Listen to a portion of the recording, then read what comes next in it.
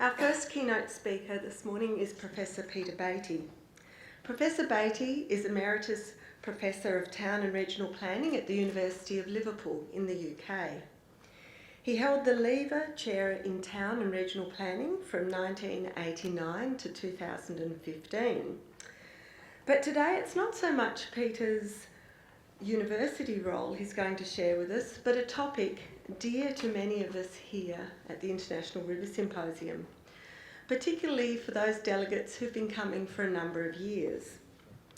The winner of our first ever International Riverprize was the Mersey River in Liverpool, a river that caught fire in its most polluted state and was subsequently transformed due to some fabulous work.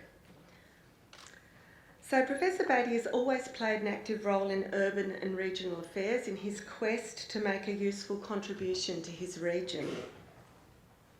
He took a number of leadership roles in the 25-year Mersey Basin campaign, which is one of the UK's most successful cross-sector partnerships. He led a 4-year project to develop a management plan for the basin, which was released in 1996. He was appointed by the government as independent chair of the campaign from 2004 to 2010. And when the campaign wound down in 2010, Peter kept the Healthy Waterways Trust going, and this led to the Mersey Rivers Trust, covering a lot of the same areas as the original campaign. So please welcome Professor Batey, who will describe what happened in the Mersey River after the awarding of the River Prize.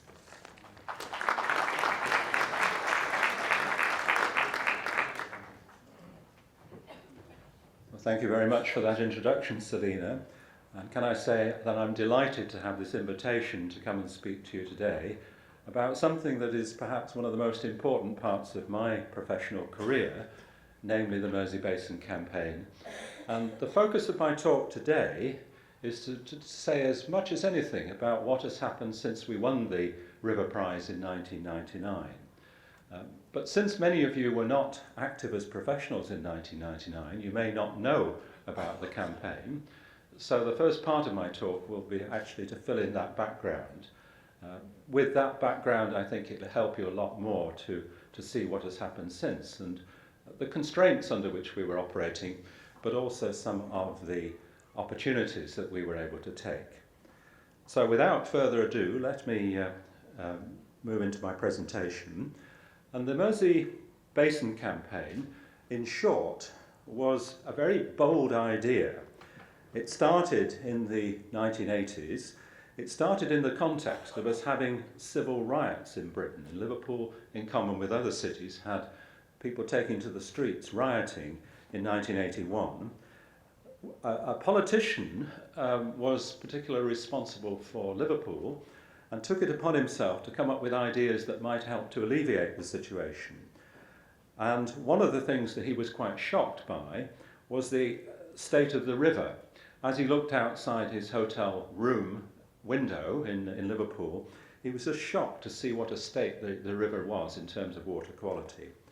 And that led him to propose the setting up of a campaign, but quite an unusual campaign, as we shall see. What he was trying to do was to repair the damage that had been done to the region's rivers by industrialisation. And one has to stress that this was early industrialisation that had come in the 19th century. He also thought that there was potential in waterside regeneration, and he felt it was very important that the community should be involved and engaged in what was going on in their river. It was a pioneering example of partnership working. One of the first examples, certainly, that was tried out in the 1980s. It brought together the public, the private, the community sector, the voluntary sectors, anybody who could play a role, and there were lots of different roles to be actually taken up. When it ended in 2010, the campaign ended in 2010, it had largely achieved what it set out to do. And at that stage, I closed it down, or almost. But I'll describe how the history developed, and it's quite a positive story, as I think you'll agree. So as a partnership, it was one of the most successful ventures of its kind, and I'm very pleased to say that it exists today in the form of the Mersey Rivers Trust, taking over where the campaign had left off. So my presentation, having introduced the subject, which I'm in the process of doing, I shall say what the campaign was about, what its scope was, how did it work, and then to say how we went about meeting the campaign's three main aims. I'll then say something about the Riverprize that we won in 1999, before going on to talk about the two decades, the first decade and the second decade, taking us right forward to the present day in 2019. I shall we'll talk about the challenges that face the new Mersey Rivers Trust. It's only a couple of years old, but there are a lot of things that we have to be careful about when you set up an organisation like that if it's going to be successful. And then finally, just briefly, I'll try and summarise what I think made the campaign distinctive.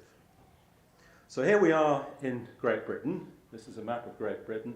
The white box you can see there covers roughly the Mersey Basin campaign area, the Mersey River Basin, taking in two main cities, Liverpool and Manchester. Probably in all, the area covered by that slide would have about 6 million people. So it's a densely urbanised part of Great Britain, one that particularly in the 19th century grew very rapidly and had a lot of people moving to cities, moving to smaller towns, had a lot of heavy industry, which subsequently has largely disappeared. Heseltine, the politician, stated a problem that he felt we faced in the Mersey Basin campaign area.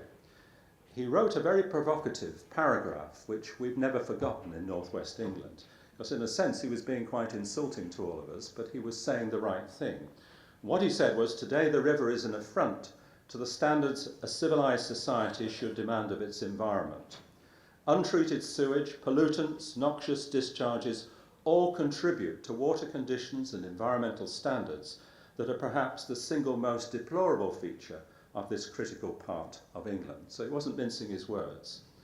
And if you looked at the evidence of that time, you could see what he was getting at. This is a map of the Mersey Basin area as seen in 1984 in terms of water quality.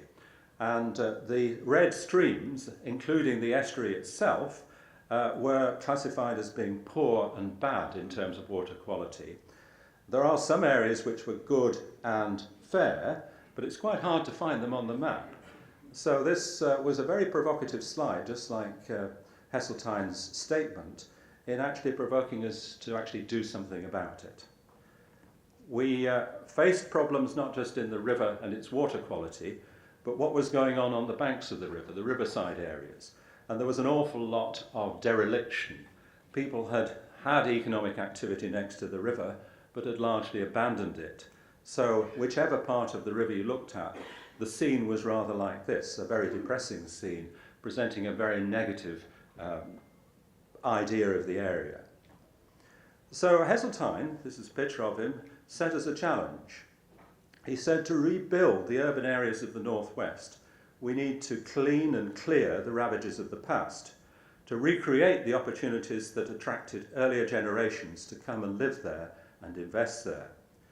A Mersey Basin restored to a quality of environmental standards fit for the end of this century will be of incalculable significance in the creation of new employment. Now, the important thing to note there was that he didn't see improving the river environment as an end in itself. He thought that actually by cleaning up the river, you would actually create new employment. He saw a direct connection with economic development. And that was something that went through the Mersey Basin campaign throughout its life, this connection between economic development, urban regeneration, and environmental improvement. The campaign was set up with three main aims in mind. A water quality aim, so that we would hope to have all of the area of a fair standard in terms of water quality, so that all the rivers and streams were clean enough to support fish. That was a very important statement because it was a very direct statement. It would be the sort of statement that anybody, a professional or a non-professional, would appreciate. And it was certainly one that people committed to memory and saw it as part of their business in working with the campaign. Second aim, to stimulate attractive waterside developments for a whole range of different purposes. So it could be business, it could be recreation, it could be housing, tourism, it could be heritage. There was an awful lot of potential there. And then the third aim was really directed towards people living and working in the Mersey Basin. And really it was to change their minds, their whole attitude towards the river in terms of valuing and cherishing their watercourses and waterfront environments. So we had a Mersey Basin campaign set up in 1985, but with a lot of preparatory work, putting things in place so that you could actually start the campaign in 1985. And the thing about the campaign was that it had those three aims: an environmental aim to do with water quality, an economic aim to do with waterside regeneration, and a social aim to do with community engagement. And with those three main aims, we had three main bodies that would actually produce some change. One would come from the public sector, one would come from the private sector, and one would come from the voluntary sector. And we've always seen ourselves as a movement that actually brought together those three main activities and tried to involve any organisation that had some kind of a role in each of those three sectors. Geography of the campaign, we were based upon a river basin. At the time we were working in the 1980s, there was much talk about city regions, just as there is now, but it actually proved much more effective to be based upon river basin. And for many years we were just the Mersey Basin. For the final 10 years we became the Mersey and the Ribble river basins, and the adjoining river was added on. But if you create a campaign covering a large geographical area like the Mersey Basin, you run the risk that most people fail to grasp the whole area. They're familiar with some of it because it's part of their daily lives and perhaps part of their livelihood, but they're probably more comfortable thinking about things at a more local scale. And that was what led us in the 1990s to create what were called river valley initiatives that were based upon individual streams, individual tributaries, as well as the Mersey estuary itself. So it brought the campaign to a local scale. In a sense, what you were doing was to create a series of mini campaigns in different parts of the area, so that it could be made more meaningful, and therefore people could perhaps more readily see the contribution that they could make. But the campaign worked at a whole series of different geographical levels: at the local scale through these river valley initiatives, at the regional scale across the whole of the Mersey Basin, but also it contributed at a national level and at an international level with quite a lot of joint activity with the European Union. Timescale was quite revolutionary. Michael Heseltine saw this as a task that wouldn't be completed quickly. It was always going to take a long time. So what he said was, we're going to need 25 years for this, given the magnitude of the task. And I think what was really exceptional was the fact that successive governments of whatever political party were willing to stand by the campaign and make sure that it continued to receive government support. And that was extremely important. There were dicey moments. It wasn't a straightforward process, but ultimately the government backed us on every occasion when our contract needed renewing. The campaign started in 1985. The riots I mentioned were in 1981. You might ask, well, what happened in the time in between? And the answer to that is that a lot of effort went into gathering support and gathering commitment from potential partners. And that degree of organisation right at the start certainly bore fruit later on. It meant that people knew what the campaign was about, what they were contributing to. It wasn't a big mystery. They had had time to get used to it and express their support. But over 25 years, you've got to realise that the people who start the campaign are quite unlikely to be the people who are still in the driving seat 25 years later. So people will change, but so too will institutions. There's a lot of reorganisation goes on over a long period like that. Local authorities may come and go, all sorts of public bodies may come and go, and there'll be restructuring, you can be sure, within the private sector and indeed the voluntary sector. You'll also find that socio-economic conditions change, and possibly people's attitudes towards those conditions. Perhaps people at one stage may have been almost worn down by the poor environmental conditions. Nowadays they can see what might be possible, may demand more in terms of the degree to which we're improving the Mersey Basin. Legislation will change. New European legislation may come in, may actually provide a way of helping the campaign over that period. So a lot would change in 25 years.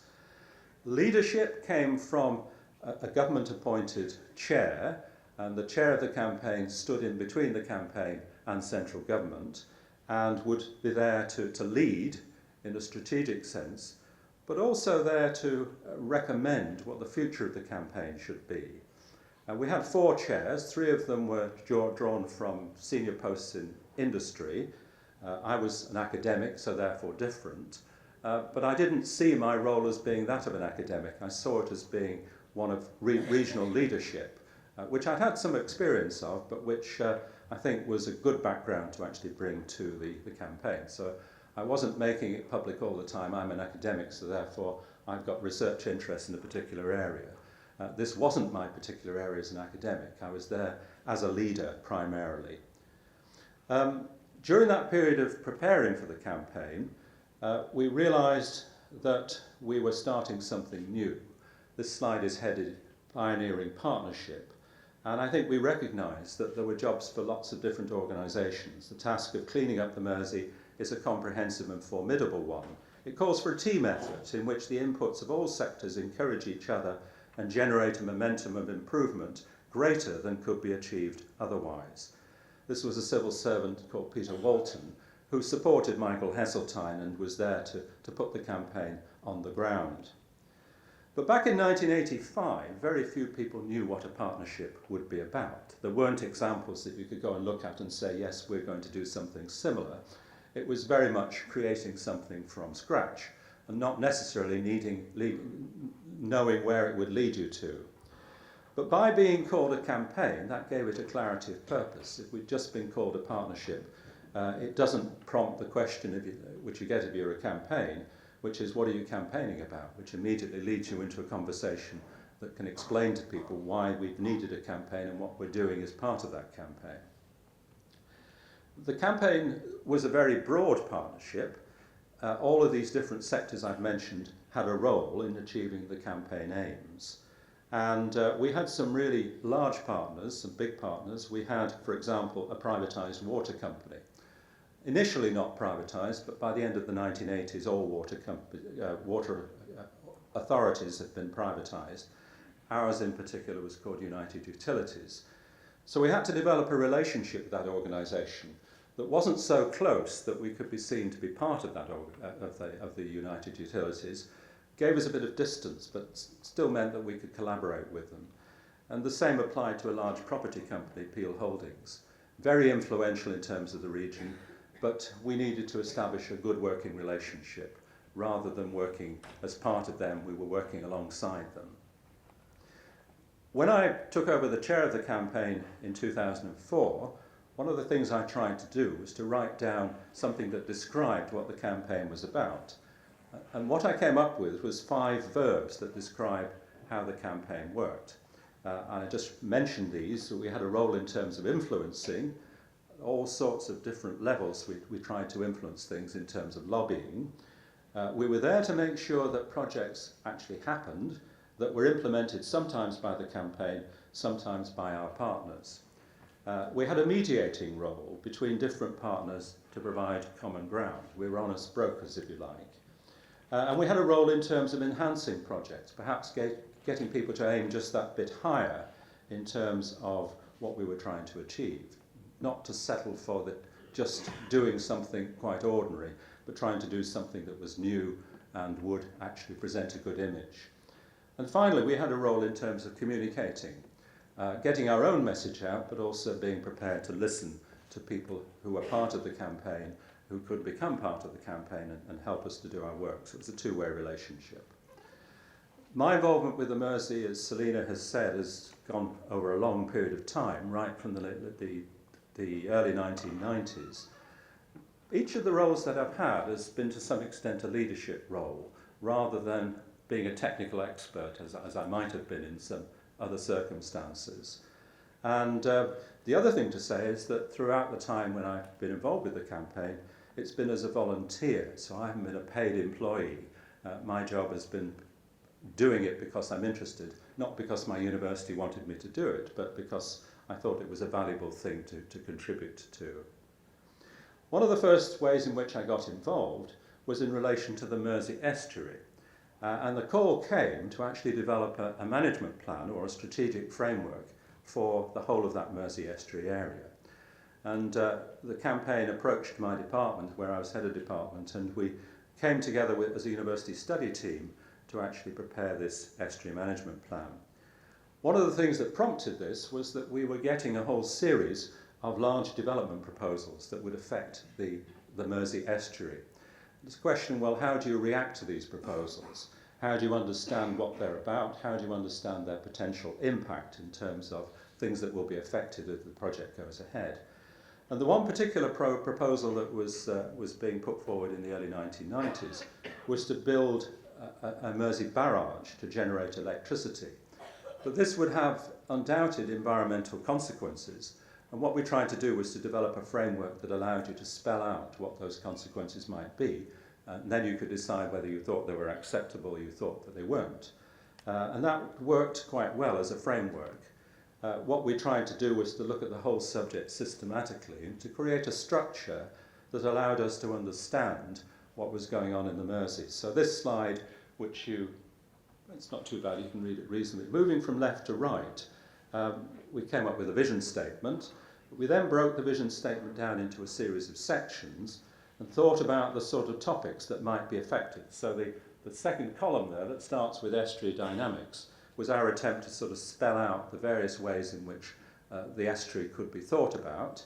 We could think about its dynamics, we could think about water quality, biodiversity, land use and development, and so on, economic development, recreation, and then thinking about implementation. And then we could translate that into a series of strategic objectives and ultimately into a series of policies as well and management measures. That was a big study that we took on as a university right in the early 1990s. But there was no example to follow. Nobody had done a strategic framework of this kind for a developed estuary like the Mersey was. And we made a lot of use of geography to actually think about the Mersey estuary, to think about it spatially. This was before the widespread use of GIS, but GIS wouldn't necessarily have changed the way we did it, but we tried to develop an understanding of the different parts of the Mersey estuary, where they might have particular problems, where they might actually have particular opportunities. A lot of work went on in relation to that. So just to move on fairly quickly to talk about meeting the campaign aims, I talked about there having been 3 aims to the campaign, and the first of these was to do with river water quality. And round about the time that we were being nominated for the Riverprize, we had some very good news, which was that salmon had returned to the Mersey. And there were, at the time that the award was being made, news was still coming in of the first salmon being found in the River Mersey and its tributaries. This was a big event because there had been an absence of salmon, or indeed fish generally, for more or less the previous 100 years. So it really was newspaper headline material. That type of information kept coming in, good news coming in about particular wildlife returning, otters returning to the once polluted River Mersey, a whole series of positive headlines about what was happening. So in terms of water quality, we were doing pretty well in terms of our stated objective. The second objective was to do with creating attractive waterside developments for a whole range of different purposes. By the time Liverpool was the European Capital of Culture in 2008, we'd actually managed to benefit from some of the regeneration that went on. We created, for example, an arena and convention centre by the waterside in Liverpool, and that made a huge difference in terms of Liverpool's image. It united the city centre with the waterfront in a way that was really very necessary but hadn't happened over the years before. Liverpool city centre has a very close relationship with the Mersey estuary. You can see the estuary on this slide, and you can see closer in the city centre itself. So it had a very close relationship with the river, and if the river improved, then so too would the city centre of Liverpool. Same was true in Manchester. But you had always to be vigilant that some of the progress that you were making would actually be set back, because people still persisted in creating debris that they put into the river and litter, a recurring problem in those areas that you'd spent a lot of time regenerating the water side of. And the sort of issue that came up there was, well, whose responsibility is it to deal with this problem? You could probably list about 5 or 6 different organisations that might have a role, but who would be taking the lead and who would be paying for it? So that's an issue which, even today, has not been fully resolved. The third aim was to encourage people living and working in the Mersey Basin to value their water courses. And community engagement was a very important part of what we were doing over many years. We created, for example, in October each year, a Mersey Basin Week, which was a focus for community activity. Lots of participants would actually do projects during that week and work with each other across the Mersey Basin. And we found that voluntary groups were getting set up in local communities to actually do the task of keeping the river clean and just generally caring for it. These are just a few photographs of what we tried to do at that time. But as well as those very specific responses to the 3 main aims, we also had what I might call less tangible impacts. And one of the most important of those was to actually change attitudes, to transform attitudes. So rather than treating the river and the estuary as an embarrassing eyesore, we were able to regard it as a real asset, and that's what I think we now appreciate. So there's been a transformation in the way people think about the estuary. I think we were laying the foundations for regeneration of the whole area, whether the waterside area or further inland. And really, the work that we did as a campaign was an essential prerequisite. And I think the third point there is that success breeds success. So if you've got successful projects around, that sends the right message to people who might be thinking of investing themselves or doing something positive in relation to the river. All this takes me to 1999 and the International Riverprize, awarded to the campaign to mark 15 years of the work that we've been doing in the northwest region of England. You've heard what I've said about what the campaign was doing from 1985. The citation is interesting to read 20 years later.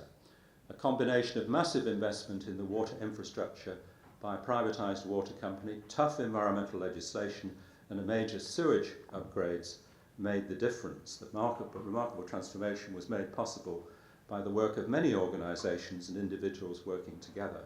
The campaign was a pioneer in partnership. Today, the Mersey and its tributaries are cleaner than at any time since the end of the Industrial Revolution. Water quality has improved and fish have returned to former polluted stretches of the river. For the first time in living memory, juvenile salmon have been found in the upper reaches of the river near Stockport. So, citation reads in rather an exciting way that something really dramatic has happened in northwest England.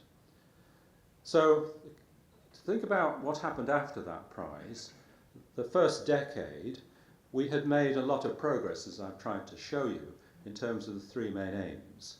And we were dealing with an area that was really in a pretty bad state. It had a history of severe industrial dereliction and pollution. So in the first 10 years, from 1999 onwards, we saw a big expansion in the campaign's activities. I just want to mention 2 or 3 things that we did during that time, which we're still quite proud of actually doing. One of them was these action partnerships or River Valley initiatives where we created mini campaigns, so at the local level. There's the projects we did with European partners, and then there's the contribution we made to regeneration initiatives. So the action partnership model had been set up in the early 1990s, but it was during the 10 years after the Riverprize that we actually rolled it out throughout the whole of the campaign area. And we created a way of doing this so that any tributary that was thinking of having an action partnership would see how to do it and would have examples that would help them actually create their own mini partnership. And we had 20 of these action partnerships at various times, particularly in that 10 years after the award. My second example of that period concerned European projects. We had something in the European Union called Interreg, where you could work with partners from other EU countries, usually 4 or 5 partners with a view to exchanging experience. I've just mentioned a couple there.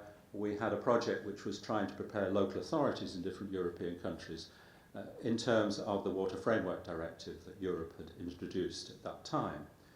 So that brought us in contact with 4 or 5 different countries, regions in different countries.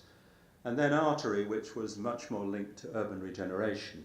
We had a very successful partnership with Dutch and German partners, and we created a coastal reserve near to Liverpool Airport in South Liverpool. So the third example is the Mersey Waterfront Regional Park. This was a strategic initiative. It was Mersey waterfront, but not just the area in the centre of the city. It covered the whole of the waterfront and was seen as being one of the 2 big ideas that the Regional Development Agency would take forward in the early 2000s.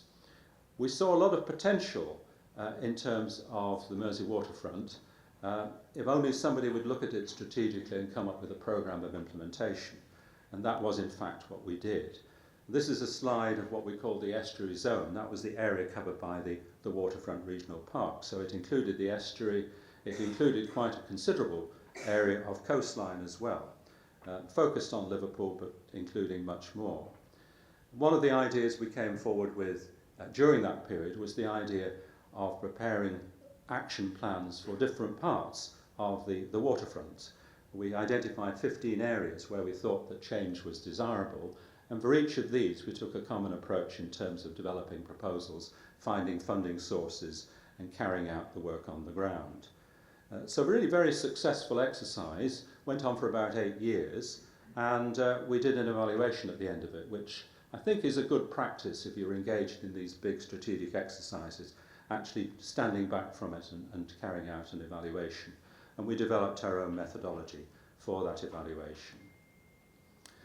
So the first decade was very successful. There was plenty of money around. There was a lot of collaboration. Organisations were generally willing to work with partners very successfully. By 2010, 25 years into the campaign's aims had been met. And I recommended that the campaign should close, leaving just a charitable trust behind. My view was that I'd consulted with key partners. I didn't see us moving into another 25 years. We could probably stumble on perhaps for 2 or 3 years, but essentially our work had been done. And so we made preparations in the final 18 months of the campaign to close it down at the end of March 2010. So the prospects going forward were really quite poor. We had no full-time staff, they'd all gone. We had a very tiny budget, the prospects were not good, and in the following 10 years, the second of the 2 decades, we actually surprised ourselves that a strategic partnership was actually recreated. It played a new role as a rivers trust for the Mersey Basin, part of a national rivers trust movement. It has a full programme of projects. But there was devastation in 2010 at the time we closed the campaign. A couple of months after the campaign closed, a general election brought to power a coalition government committed to a policy of economic austerity. Many of our partnership organisations who worked with the campaign lost their funding, therefore had no future. The Regional Development Agency for the North West, very active in funding economic development and urban regeneration, closed down as a matter of government policy. And local authorities were very severely hit by their budgets being reduced, staff left. They no longer had the capacity to contribute to partnership exercises of the kind that we were wanting to do.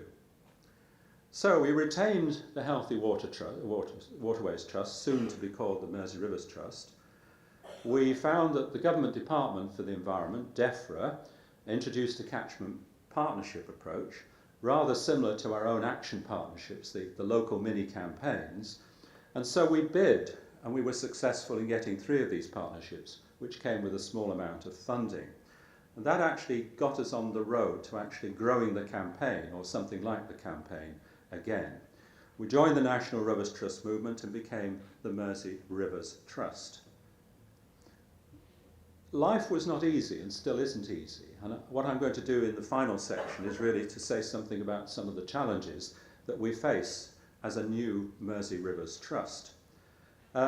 One thing, obviously, since we'd had a lot of experience, there was much that we could learn about the Trust could learn from the campaign.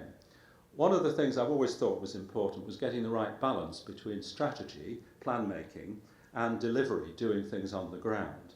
And I've seen a lot of organisations turn into talking shops where nothing much happens and their future cannot be seen as secure because somebody will catch on to the fact that they haven't done much.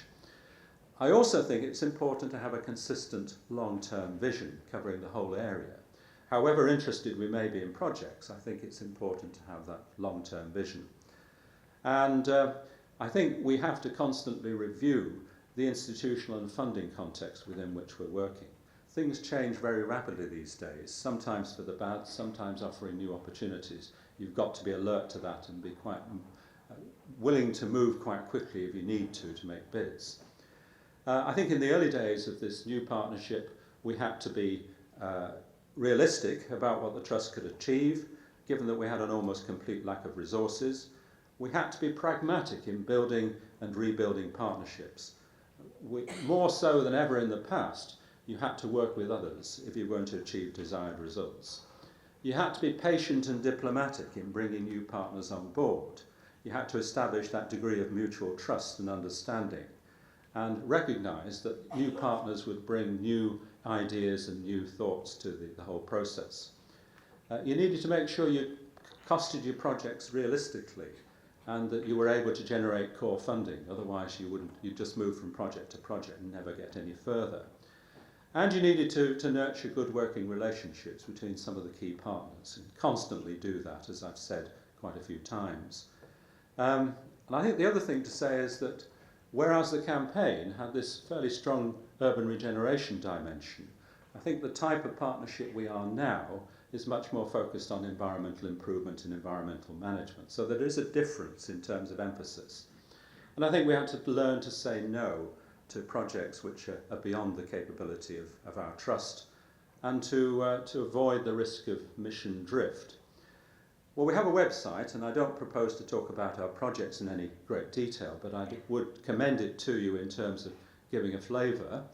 I mentioned a few minutes ago Mersey Basin Week in October, and that's something that we've revived this year for the first time with a whole series of concentrated projects over a 7 or 8 day period. So that's covered in my presentation.